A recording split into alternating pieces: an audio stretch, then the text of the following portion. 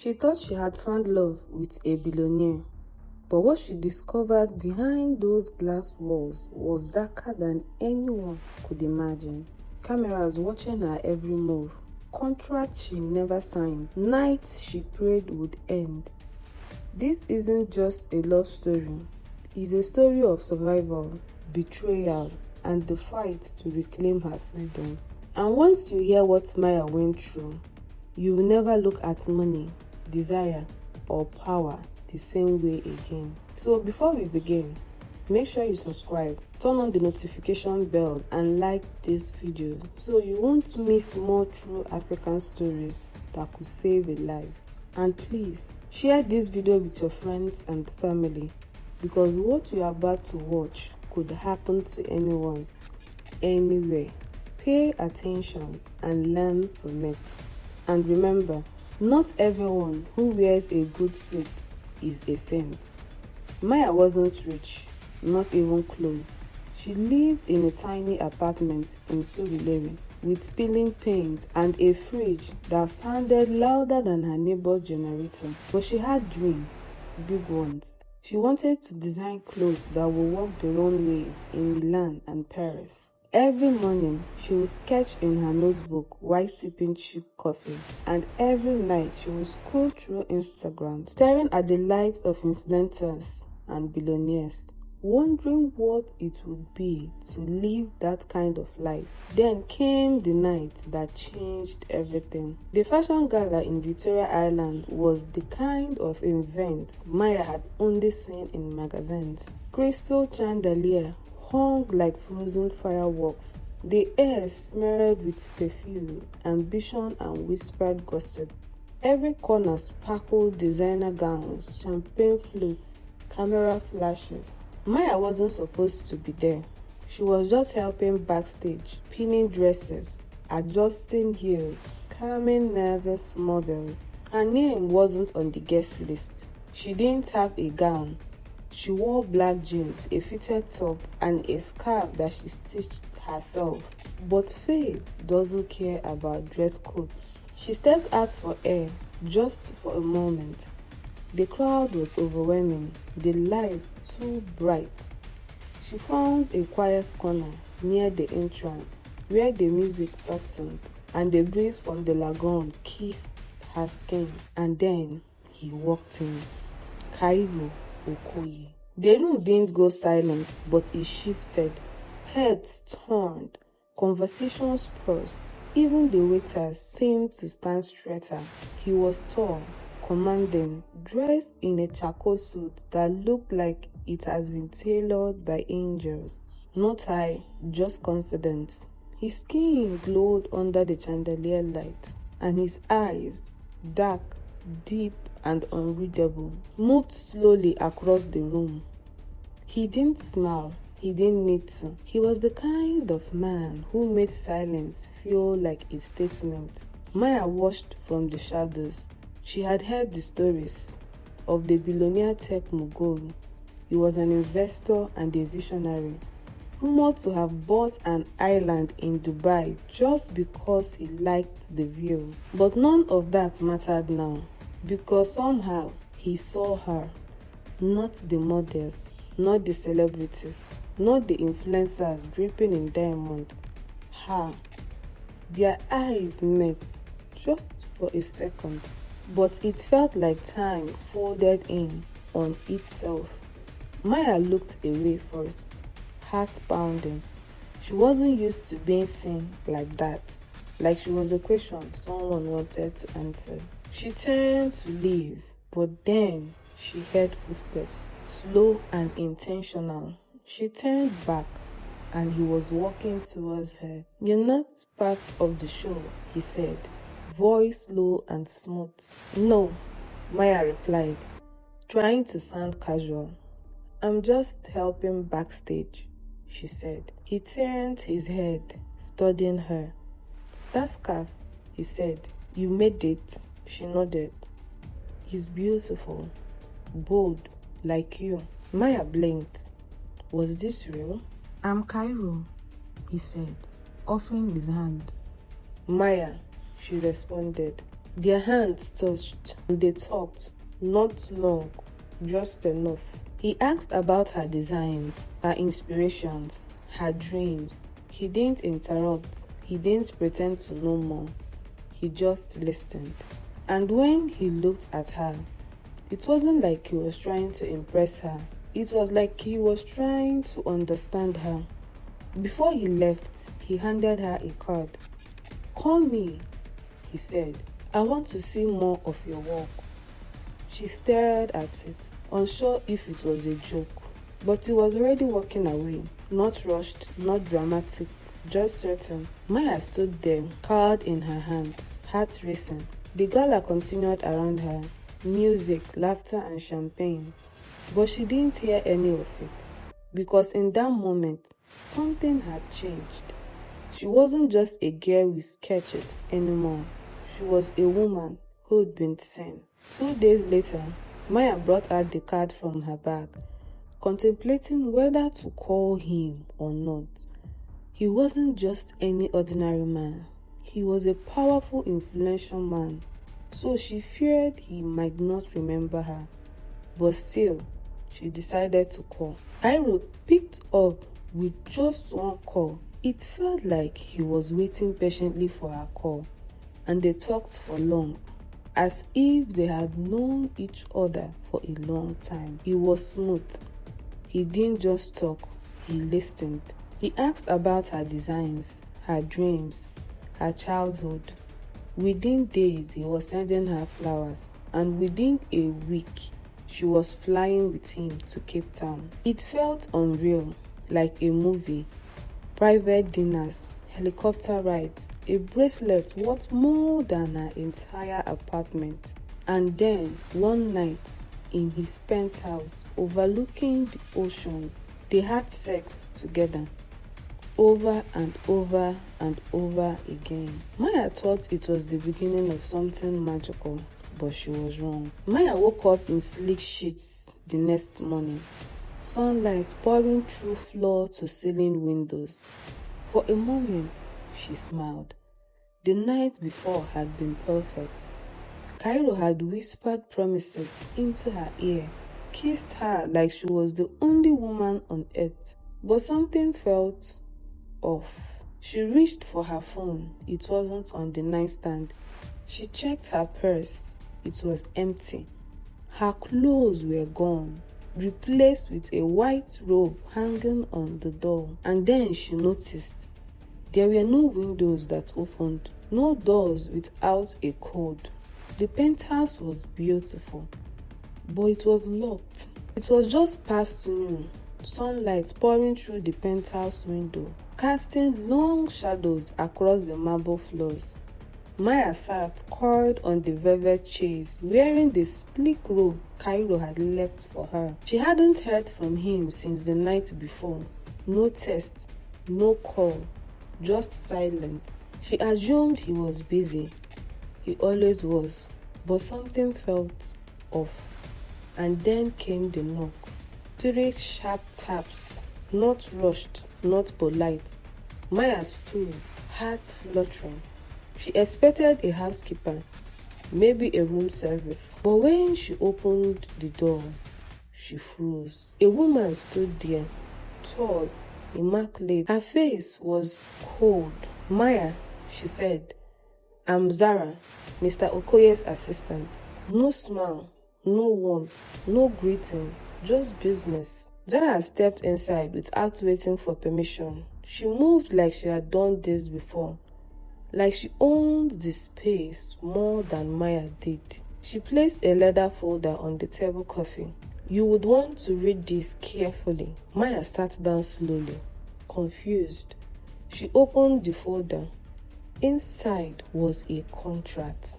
20 pages. Thick legal language. Clauses, conditions, confidentiality and agreements. At the top, in bold letters, it wrote, "Participant Agreement, Private Behavioral Study." Maya blinked. "What is this?" Zara stood over her like a shadow. "You have been selected to participate in a confidential research program. emotional response tracking, relationship dynamics, compensation is generous. Zara explained the rules. Maya couldn't contact anyone. She would be filmed 24/7. She would be given tasks, emotional, psychological, and even romantic. If she refused, she would be removed. Removed from what? Maya asked. Zara didn't answer. Maya laughed, a nervous, confused laugh. This is a joke, right? Zara didn't laugh. She leaned in slightly, voice low and firm. You are not the first, and if you cooperate, you will be fine. Maya's stomach dropped. Wait, what do you mean I'm not the first? Zara didn't answer. Instead, she pulled out a tablet and tapped the screen. A video began to play. Maya watched. A woman, young and beautiful, sitting in the same penthouse, smiling, talking to the camera. I'm grateful for this opportunity, the woman said. Cairo is fascinating. Then the video cut. Another woman, crying, another laughing, another silent. Maya's hands trembled. What is this? Zara locked eyes with her. Documentation. You're part of a sequence, a study. You signed nothing yet, but you're already in. Maya stood up. I want to leave. Zara didn't flinch. That's not advisable. I didn't agree to this, Maya said. You agreed the moment you stepped into his world, Zara replied. The room felt smaller, the air heavier. Maya looked around at the gifts, the luxury, the silence. She thought she was special, chosen. But now, she felt like a subject, a pawn. Zara handed her a pen. You can sign now or later, but understand, refusal has consequences. Maya's heart dropped. She stared at the contract. And for the first time since meeting Cairo, she felt afraid. This wasn't a relationship. It was a game, and she was the newest player. The sun had long disappeared behind the ocean. Maya sat alone in the penthouse, wrapped in the silence that had begun to feel less luxurious and more sterile. The room was dimly lit, the air cold, almost clinical. She hadn't seen Cairo since Zara's visit. No calls, no messages, just the tablet glowing like it was waiting for her. At exactly 8 p.m, it buzzed. A message appeared. Begin task 1. She tapped the screen. A video prompt loaded. A woman, young, smiling, eyes hollow, spoke into the camera. I love you, Cairo. I trust you. I want to stay. Then the screen went blank. A new message appeared. Your turn. Maya stared at the tablet. Her heart thundered in her chest. She wasn't sure what disturbed her more, the request or the fact that someone thought she would comply. She stood up, paced the room, tried to make sense of it. Was this a test of loyalty or a psychological game? She tapped the screen again. The camera activated. A red dot blinked in the corner. She sat down, looked into the lens, and said nothing. Minutes passed. She finally spoke. I don't know what this is, but I'm not saying that. She tapped end recording. The tablet buzzed again. Invalid submission. Then the light shut off. All of them. The soft hum of the air conditioning stopped. The room fell into complete darkness. Maya stood up, heart racing.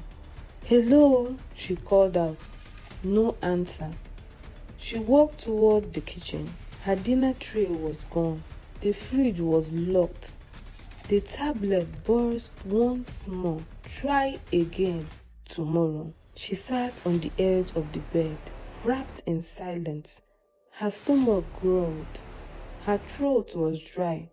But more than anything, her mind was spinning. This wasn't just surveillance. This was control. She wasn't being asked. She was being conditioned. She looked around the room. The cameras were subtle, embedded in the corners, disguised as light features. She hadn't noticed them before, but now she saw them everywhere. She whispered to herself, "I'm not crazy. This is real." She curled up under the sheets, eyes wide open, sleep nowhere in sight. And as the tablet blinked silently on the table, Maya made a silent vow she would not break. Not tonight, not tomorrow, not ever. Days passed and it only got worse. She wasn't given food or water as consequences of not obeying the rules. But her strength was waning off. She felt so weak, like she was about to die. At that moment, she knew she had to survive. So Maya started playing along, smiled for the cameras, said the words they wanted to hear. And every night she was blindfolded. Her legs were tied to the bedstand, wide apart. And immediately it was 11 o'clock. Cairo would enter the room and have sex with her forcefully, leaving multiple marks on her body each day. This was his everyday night routine, except on Thursdays. It was only on Thursday that he let Maya be as part of the game. Maya felt worthless. She would silently pray in her heart for the night to come to an end. Each time Cairo came, the torture and abuse was unbearable for her. When morning finally came, she was given food. Even the dogs will reject, but she ate it anyway. She needed her strength. The only thought on her mind was how to escape. She was searching the place one afternoon when she found a hidden panel behind the bookshelf. Inside were files, photos of women, notes, psychological profiles. Cairo had done this before, many times. Each woman had a code name.